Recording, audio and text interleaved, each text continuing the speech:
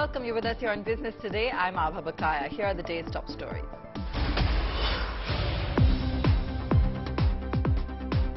Sensex and Nifty fall for a second straight session on global economic gloom. Banks and auto stocks decline. Mid-caps outperform. The rupee weakens against the dollar but still below the 80 mark.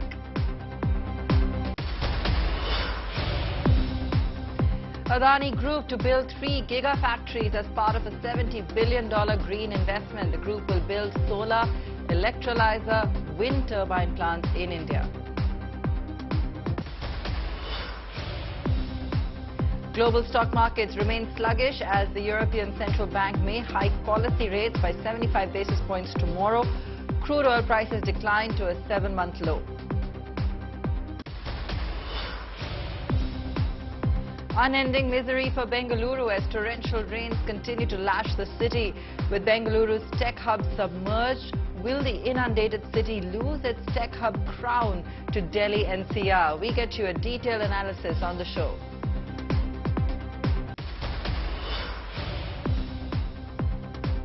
The government set to announce new guidelines for social media influencers who endorse brands and products. The guidelines are expected in the next 10 days. Consumer Protection Authority says influencers must provide disclaimers and be treated as an endorser. Any violation will result in penalties starting from 10 lakh rupees.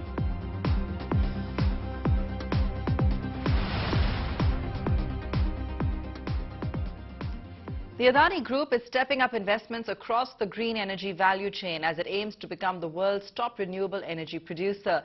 And today, Asia's richest man, Gautam Adani, said that his ports-to-power conglomerate will build 3 gigafactories for manufacturing solar modules, wind turbine and hydrogen electrolyzers as part of a $70 billion investment in clean energy by 2030.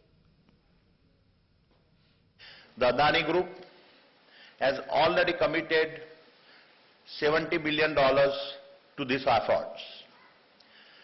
This will see us building 3 gigafactories in India, leading to one of the world's most integrated green energy value chains.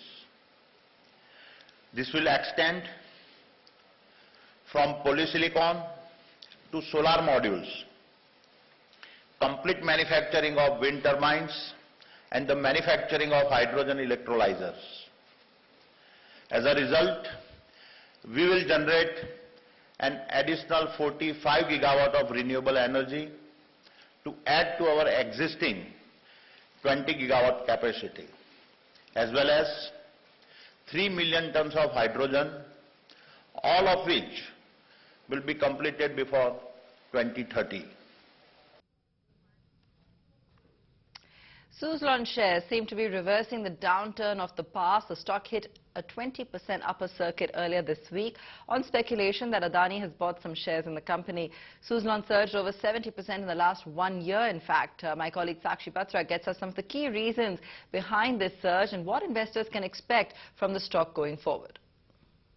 Well, that's right. The shares of the renewable energy company Suzlon Energy have soared on Monday, hit a 20% upper circuit. It again rose by 4% in the intraday trade today before profit booking really took over, and the stock ended almost 2% down in trade today. But the sharp recent surge that has been seen has come on the back of the news that the company has won an order from Sembcorp Green Infra Wind Energy to build 180 megawatt wind farm. Now, under this, Suzlon will install 86 wind turbine generators or WTGs with a hybrid lattice tubular HLT tower and rated capacity of 2.1 megawatts each. Now, the company has also mentioned that this is the 3rd repeat order from Sembcorp that it has got. And not just that, there's a huge buzz on the street and speculation to some extent that Adani Group may have some interest in the company, as Adani Group has already been stepping up investments across its green energy value chain, as it also aims to become the world's top renewable energy producer by 2030. Remember, Gautam Adani today, in fact, has said that its ports-to-power conglomerate will build a 3 gigafactories, in fact, for manufacturing of solar modules, wind turbines, hydrogen electrolyzers, as part of the $70 billion investment to clean energy that he has committed by 2030.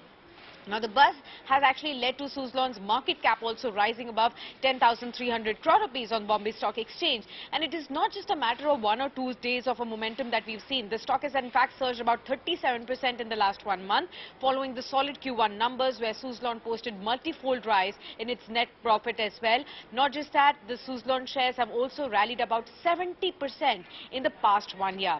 Now, I caught up with Avinash Gorakshaka, Director Research at Profit Mart Securities, to really understand and find out the key reasons behind this continued uptrend in Suzlon shares and whether one should look at investing in the stock right now.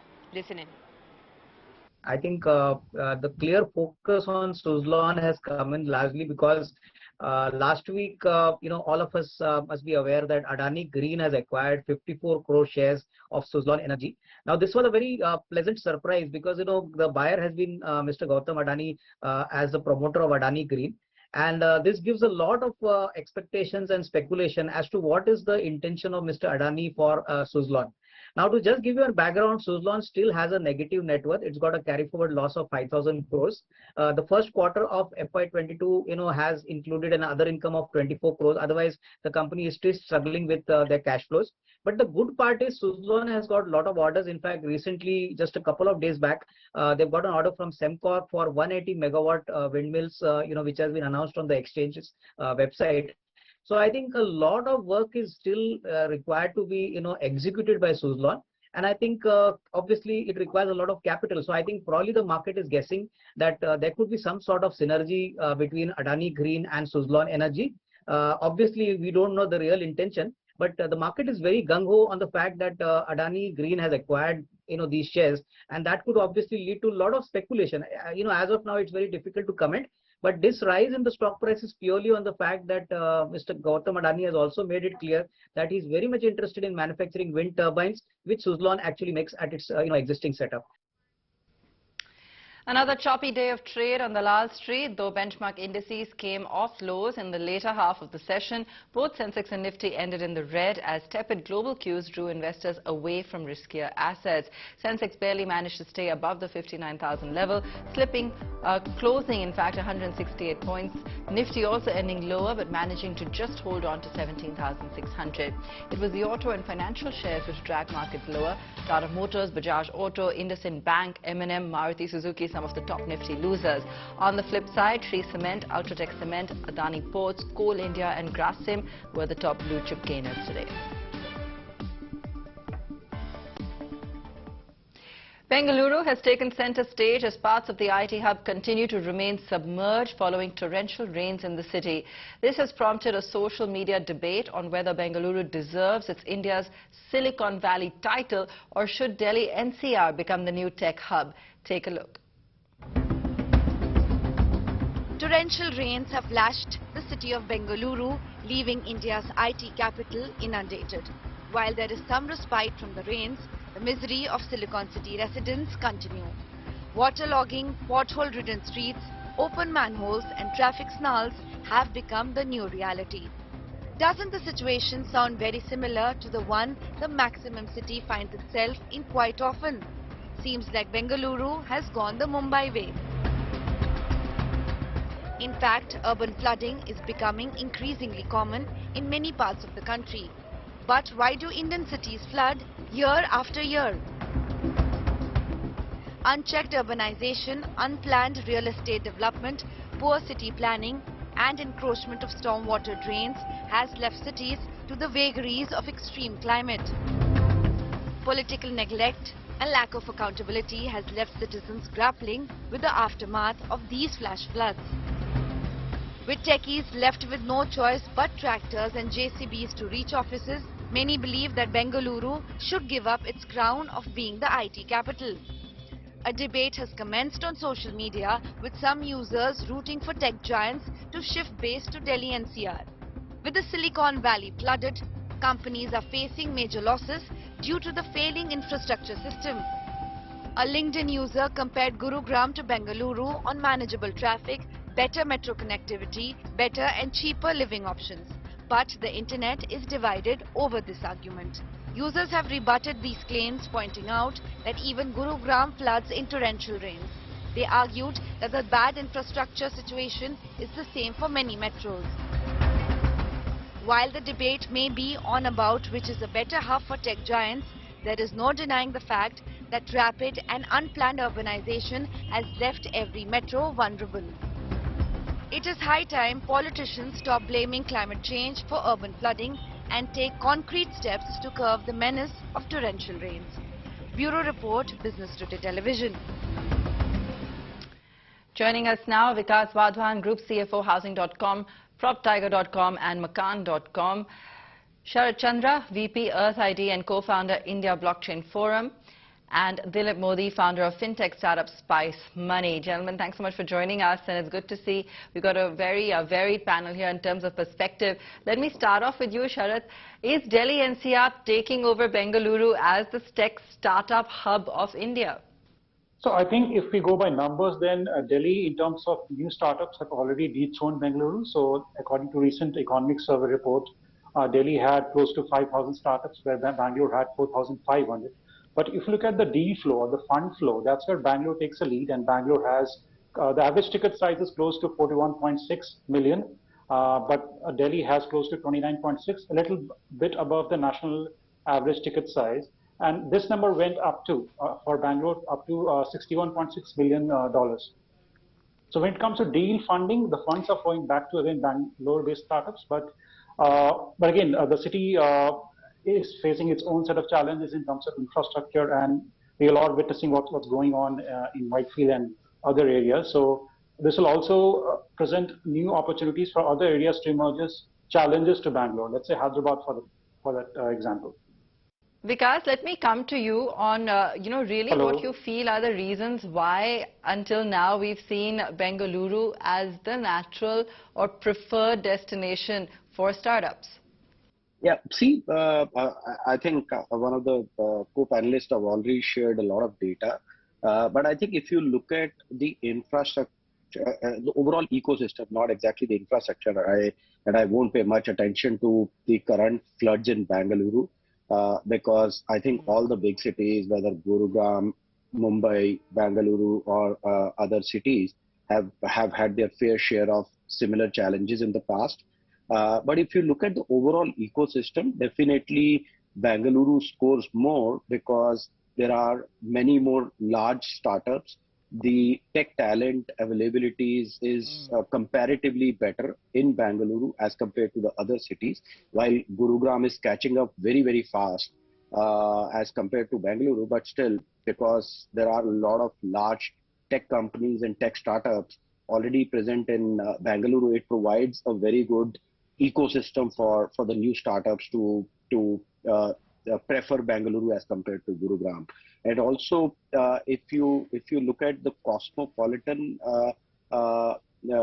ecosystem in Bengaluru, because there is a very large percentage of migratory population, people feel very comfortable migrating to Bengaluru and find either a job in the tech ecosystem or set up their own startup in that city. So that's the reason people prefer Bengaluru more than other cities for starting a tech startup. How much attention, Vikas, should one really be paying to the floods? I know you said, look, let's not think about it too much, let's put this aside. But I actually want to bring up the fact that while perhaps what we're seeing in Bengaluru is unprecedented, we have seen some severe flooding in parts of Gurgaon as well, as recently as, over the last couple of years. So is that a good enough reason to blame for a shift? Or is what we're seeing this time really unprecedented and causing, of course, some of these conversations to come up? Yeah. See, as I already mentioned, I won't pay much attention to this one-off incidents in Bengaluru because all the big cities have had their fair share of similar incidences. I think, do we need to upgrade infrastructure in most of our big cities? I think yes. But if you purely talk about infrastructure, I think Gurugram will score better than Bengaluru. I'm talking about physical infrastructure. That's definitely is better than Bengaluru, because Gurugram, if you talk about, it's comparatively a new city which has come up in the last 20 years, and Bengaluru, the center of Bengaluru is pretty old, and it is becoming difficult for the government to suddenly catch up with the requirement of the infrastructure development as far as the center of the Bengaluru is concerned. So that's one big challenge. But I mean, when you actually make a choice, where should you set up your company or set up your startup? I think infrastructure is just one aspect of it. And if one has to pay a lot of attention to infrastructure, then probably Noida may score better than Gurugram and Bengaluru. But there are some other challenges in Noida, right? Because the tech talent compared to Gurugram and Bengaluru is not as high in Noida as compared to Gurugram and Bengaluru. So there are multiple aspects which needs to be kept in mind, and infrastructure is one aspect. Second is the tech talent availability, and third, as I mentioned, the overall ecosystem. When you're starting a startup, you rely a lot on the ecosystem. You go and work with a lot of other co-founders. You go and do a lot of exchange in terms of sharing ideas and so on and so forth. So if, let's say, you're at a place where you do not find that ecosystem, you find it challenging. So multiple aspects needs to be considered, and infrastructure is just one of them. All right, gentlemen, thanks so much for joining us for this conversation today, and good to get a sense of, how committed the community continues to be despite currently being submerged following those torrential rains. Just a week after the cap on airfares were lifted by the government, ticket prices have crashed in several routes. With aviation fuel prices on the decline and corporate travel on the upswing, airlines have made air travel more attractive by reducing air ticket prices. Akasa aired the new kid on the block, also the one to set the cat among the pigeons by reducing airfares early this month. Through the sectors it flies on are still limited. The fare reduction was soon matched by other established players like market leader Indigo and Go First. The immediate result, tickets on the Mumbai-Bengaluru route have fallen to around 2,000 rupees if booked about 3 days in advance. A trip to Ahmedabad from Mumbai is just 1,400 rupees if booked about a week ahead. A Kochi to Bengaluru ticket starts at just 1,500 rupees. One of the most touristy routes, Delhi to Kochi, has fallen to just 8,200 from nearly 15,000 rupees a month ago. Flying from Mumbai to Jaipur will set you back around 3,900 rupees. The price caps and floor prices were put in place by the government in May 2020 in wake of the first COVID lockdown. This was to protect airlines from predatory prices. But now, with the lockdown impact abating, the restrictions have lifted. So why are airfares falling instead of rising? The first reason is increasing competition. Then there is the return of the corporate traveller, which marks good tidings for airlines. Nearly all flights on popular routes are flying full, giving airlines headroom to reduce airfares. The pickup in the post-COVID economy has helped airlines increase their cargo revenues as well. The festive season is meanwhile gathering pace, marking the end of the usually slow July to September period. Demand for airfare is expected to zoom, and some feel that this may lead to a rise in airfares again, but not as much as they were before the removal of price caps last month. Bureau Report, Business Today Television. I'm joined by Ameya Joshi, aviation expert on this trend. Ameya, why have airfares fallen this month? Yeah, thanks for having me here. Indeed, airfares have fallen considerably right now. This is the first time since May 2020 that airlines can price the way they want, right, till the next day or the day after or whatever, because first the caps were there for a specific period, after which it shifted to a rolling 15-day period. And starting 31st August, it's all off. You could actually price it at whatever. The good part here is that not all flights are selling at the lower rates. This is very sector specific, sectors which have seen either competition joining in or additional capacity being deployed. So if you see certain sectors like Mumbai, Ahmedabad, Bangalore, Kochi, we've seen the new entrant join in and the incumbents also adding capacity. So what happens when capacity goes up is that you cannot absorb all of this as a market immediately. You need to stimulate the market. You need to get more people to move from other modes and take air as a mode of transport. And that's exactly where you need to drop fares and attract those passengers. Unfortunately, if you look at the fares right now, they've gone so low that on few of the sectors, they're actually cheaper than the bus fare, than a luxury AC bus fare.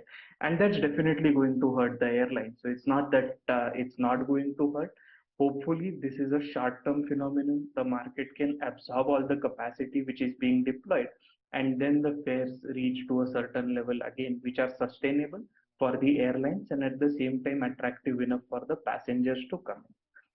And what kind of trend do you see during festive and the winter travel season that's coming up? Now, traditionally, the July, August, September quarter is a weak quarter, and there are multiple reasons. Monsoon leading to not many people traveling, the next academic year starting, exam season, so on and so forth. But as we get into the holiday season, right, started with the long holiday during the Independence Day weekend. We have a couple of long holidays across the country coming up, festival season coming up, leading up to Dussehra, Diwali, right up to Christmas with different festivals coming in, travel picking up again. Definitely we should expect more passengers flying. More passengers flying automatically translates into higher airfares than what they are right now. So from a passenger perspective, if you're looking to buy and you can see good deals, do go ahead and purchase, because the fares are likely to firm up as we go closer to Diwali. That's going to be a peak travel season, and it's all under assumption that there are no new waves of the pandemic, and we are not going to expect anything unexpected on the pandemic side. All right, Amaya, thanks so much for joining us on that. India and US together are likely to contribute 30% to global GDP in the next 20 years, according to the Finance Minister, Nirmala Sitharaman. She was speaking at the US IBC's India-US Summit, and she also talked about an open network for digital commerce and how it will digitize small businesses without any additional charges. What I see as the global possibility is if India and US together were to work, within the next 20 years, I guess we will reach a 30% of the global economy size, and we shall be contributing to the global GDP to the extent of about 30%. And that itself will make India and US the engine of global growth. On the digitization itself, between the US and India, I see a lot more further scope. And this I'm saying on a day when the ONDC, the Open Network for Digital Commerce, is being given a big push in India. It will democratize the digitization. Common people, common small sellers can all now, without being excessively charged, get onto a platform and through that have several other platforms equally talk to each other. So I choose X payment portal, whereas I'm looking for a commodity which is available on a different payment portal or a marketing portal. This and that portal can talk to each other, having come on board ONDC. That is, I think, a massive revolution where many of the SMEs in India cannot afford digitization through the otherwise charging portals. This Government of India, owned in the sense Government of India and many of the Government of India institutions owned ONDC, is revolutionizing the Indian retail manufacturing and also retail consumers. That's all we have time for on the show tonight. Thanks so much for watching.